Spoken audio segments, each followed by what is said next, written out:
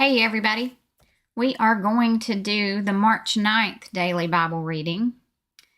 We'll be starting out in Numbers 15 verse 1 and reading through 16 verse 50.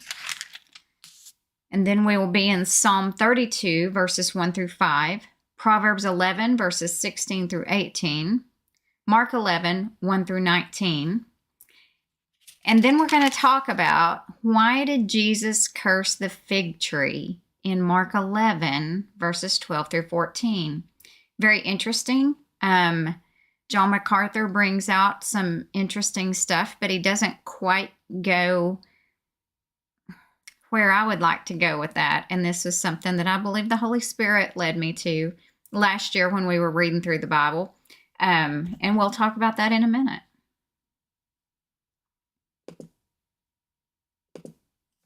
March 9th, Numbers 15:1. And the Lord spoke to Moses, saying, Speak to the children of Israel and say to them, When you have come into the land you are to inhabit, which I am giving to you, and you make an offering by fire to the Lord, a burnt offering or a sacrifice to fulfill a vow, or as a freewill offering, or in your appointed feast to make a sweet aroma to the Lord from the herd or the flock.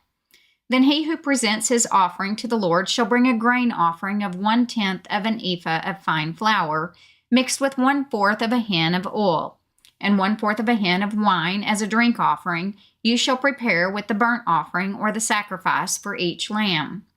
Or for a ram you shall prepare as a grain offering 2/10 of an ephah of fine flour, mixed with 1/3 of a hin of oil. And as a drink offering you shall offer 1/3 of a hin of wine as a sweet aroma to the Lord. And when you prepare a young bull as a burnt offering or as a sacrifice to fulfill a vow, or as a peace offering to the Lord, then shall be offered with the young bull a grain offering of 3/10 of an ephah of fine flour mixed with 1/2 a hin of oil. And you shall bring as the drink offering 1/2 a hin of wine as an offering made by fire, a sweet aroma to the Lord. Thus it shall be done for each young bull, for each ram, or for each young lamb or goat. According to the number that you prepare, so you shall do with every one according to their number. All who are native born shall do these things in this manner, in presenting an offering made by fire, a sweet aroma to the Lord. And if a stranger dwells with you, or whoever is among you throughout your generations, and would present an offering made by fire, a sweet aroma to the Lord, just as you do, so shall he do. One ordinance shall be for you of the assembly and for the stranger who dwells with you. An ordinance forever throughout your generations. As you are, so shall the stranger be before the Lord. One law and one custom shall be for you and for the stranger who dwells with you.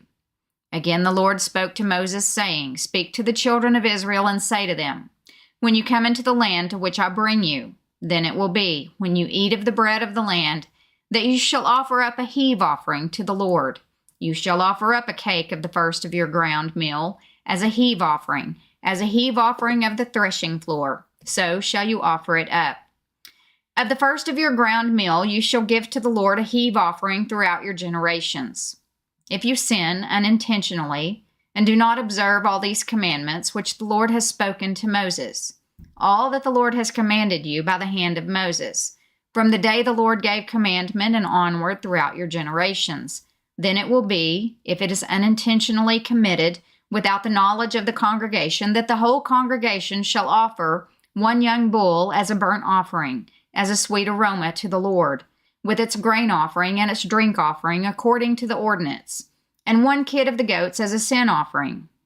So the priest shall make atonement for the whole congregation of the children of Israel, and it shall be forgiven them, for it was unintentional.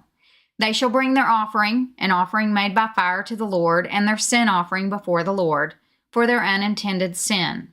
It shall be forgiven the whole congregation of the children of Israel, and the stranger who dwells among them, because all the people did it unintentionally. And if a person sins unintentionally, then he shall bring a female goat in its first year as a sin offering. So the priest shall make atonement for the person who sins unintentionally, when he sins unintentionally before the Lord, to make atonement for him, and it shall be forgiven him. You shall have one law for him who sins unintentionally, for him who is native born among the children of Israel, and for the stranger who dwells among them. But the person who does anything presumptuously, whether he is native born or a stranger, that one brings reproach on the Lord, and he shall be cut off from among his people, because he has despised the word of the Lord and has broken his commandment. That person shall be completely cut off. His guilt shall be upon him. Now, while the children of Israel were in the wilderness, they found a man gathering sticks on the Sabbath day. And those who found him gathering sticks brought him to Moses and Aaron, and to all the congregation. They put him under guard, because it had not been explained what should be done to him. Then the Lord said to Moses, The man must surely be put to death. All the congregation shall stone him with stones outside the camp. So as the Lord commanded Moses, all the congregation brought him outside the camp and stoned him with stones, and he died. Again the Lord spoke to Moses, saying, Speak to the children of Israel. Tell them to make tassels on the corners of their garments throughout their generations, and to put a blue thread in the tassels of the corners. And you shall have the tassel, that you may look upon it and remember all the commandments of the Lord and do them, and that you may not follow the harlotry to which your own heart and your own eyes are inclined, and that you may remember and do all my commandments, and be holy for your God. I am the Lord your God, who brought you out of the land of Egypt to be your God. I am the Lord your God. Now Korah, the son of Izhar, the son of Kohath, the son of Levi, with Dathan and Abiram, the sons of Eliab, and On, the son of Peleth, sons of Reuben, took men. And they rose up before Moses with some of the children of Israel, 250 leaders of the congregation, representatives of the congregation, men of renown. They gathered together against Moses and Aaron, and said to them, You take too much upon yourselves, for all the congregation is holy, every one of them, and the Lord is among them. Why then do you exalt yourselves above the assembly of the Lord? So when Moses heard it, he fell on his face, and he spoke to Korah and all his company, saying, Tomorrow morning the Lord will show who is his and who is holy, and will cause him to come near to him. That one whom he chooses, he will cause to come near to him. Do this. Take censers, Korah and all your company. Put fire in them, and put incense in them before the Lord tomorrow. And it shall be that the man whom the Lord chooses is the Holy One. You take too much upon yourselves, you sons of Levi. Then Moses said to Korah, Hear now, you sons of Levi.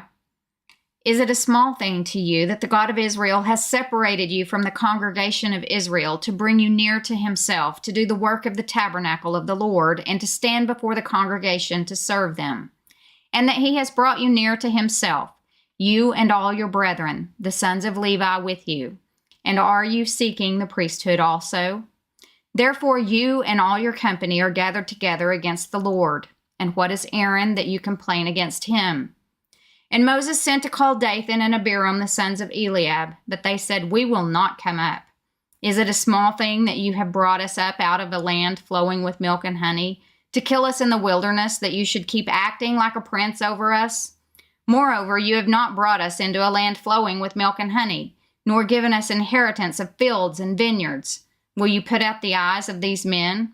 We will not come up. Then Moses was very angry and said to the Lord, Do not respect their offering. I have not taken one donkey from them, nor have I hurt one of them. And Moses said to Korah, Tomorrow you and all your company be present before the Lord, you and they, as well as Aaron. Let each take his censer and put incense in it, and each of you bring his censer before the Lord, 250 censers, both you and Aaron, each with his censer. So every man took his censer, put fire in it, laid incense on it, and stood at the door of the tabernacle of meeting with Moses and Aaron. And Korah gathered all the congregation against them at the door of the tabernacle of meeting. Then the glory of the Lord appeared to all the congregation. And the Lord spoke to Moses and Aaron, saying, Separate yourselves from among this congregation, that I may consume them in a moment. Then they fell on their faces and said, O God, the God of the spirits of all flesh, shall one man sin, and you be angry with all the congregation? The God of the spirits of all flesh. This phrase appears only here.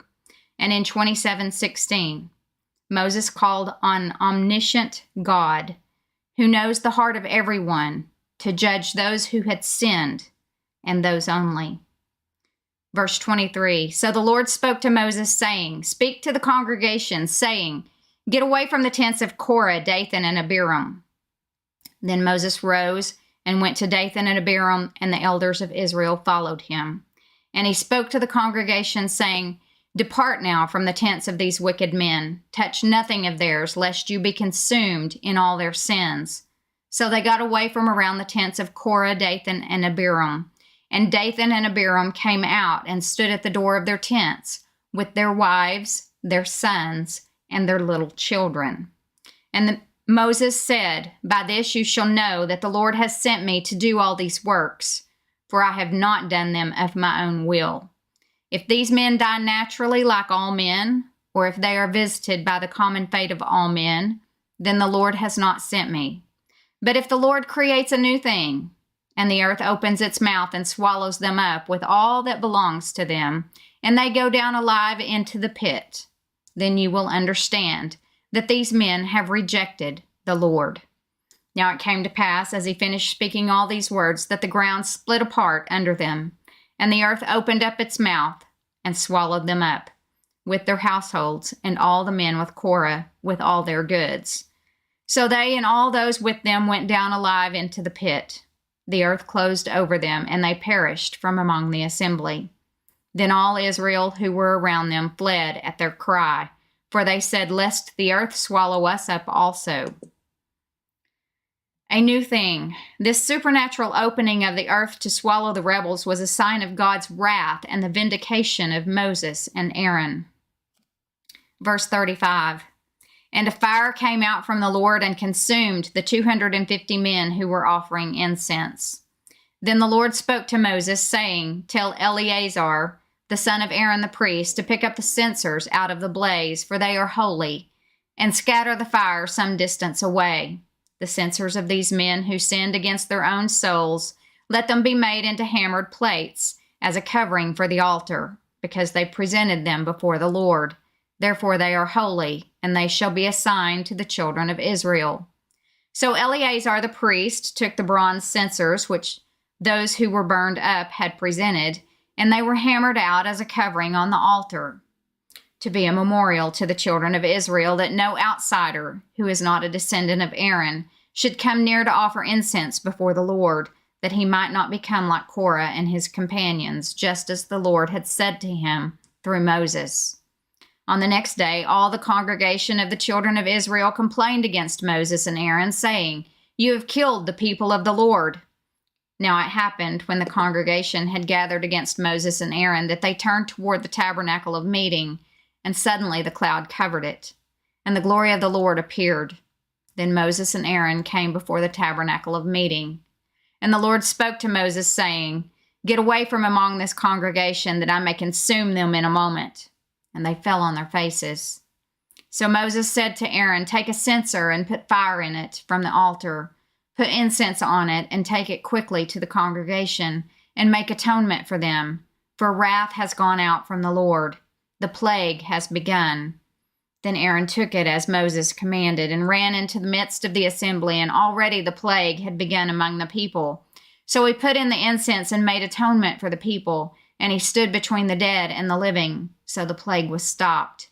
Now those who died in the plague were 14,700, besides those who died in the Korah incident. So Aaron returned to Moses at the door of the tabernacle of meeting, for the plague had stopped. Psalm 32, verses 1 through 5, a psalm of David, a contemplation.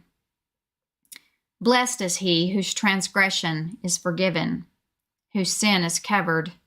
Blessed is the man to whom the Lord does not impute iniquity, and in whose spirit there is no deceit. When I kept silent, my bones grew old, through my groaning all the day long. For day and night your hand was heavy upon me. My vitality was turned into the drought of summer. I acknowledged my sin to you, and my iniquity I have not hidden. I said, I will confess my transgressions to the Lord, and you forgave the iniquity of my sin. Proverbs 11:16 through 18. A gracious woman retains honor, but ruthless men retain riches. The merciful man does good for his own soul, but he who is cruel troubles his own flesh. The wicked man does deceptive work, but he who sows righteousness will have a sure reward. Mark chapter 11, verse 1.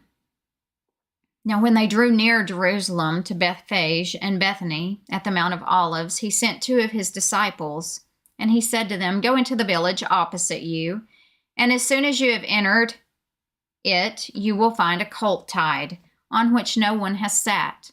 Loose it and bring it.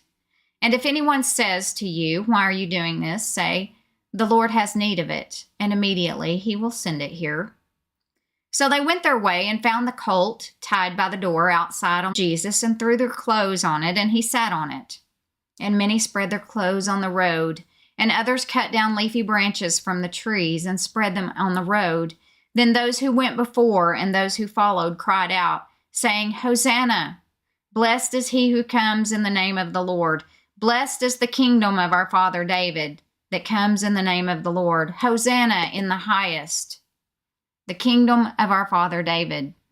This tribute, recorded only by Mark, acknowledges Jesus as bringing in the messianic kingdom promised to David's son. The crowd paraphrased the quote from Psalm 118:26 in anticipation that Jesus was fulfilling prophecy by bringing in the kingdom. So verse 11, "And Jesus went into Jerusalem and into the temple. So when he had looked around at all things, as the hour was already late, he went out to Bethany with the 12. Now the next day, when they had come out from Bethany, he was hungry. And seeing from afar a fig tree having leaves, he went to see if perhaps he would find something on it. When he came to it, he found nothing but leaves, for it was not the season for figs. In response, Jesus said to it, 'Let no one eat fruit from you ever again.' And his disciples heard it. So they came to Jerusalem. Then Jesus went into the temple and began to drive out those who bought and sold in the temple, and overturned the tables of the money changers and the seats of those who sold doves. And he would not allow anyone to carry wares through the temple. Then he taught them, saying to them, 'Is it not written, My house shall be called a house of prayer for all nations, but you have made it a den of thieves?' And the scribes and chief priests heard it, and sought how they might destroy him, for they feared him, because all the people were astonished at his teaching. When evening had come, he went out of the city." So why did Jesus curse the fig tree in Mark 11, verses 12 through 14?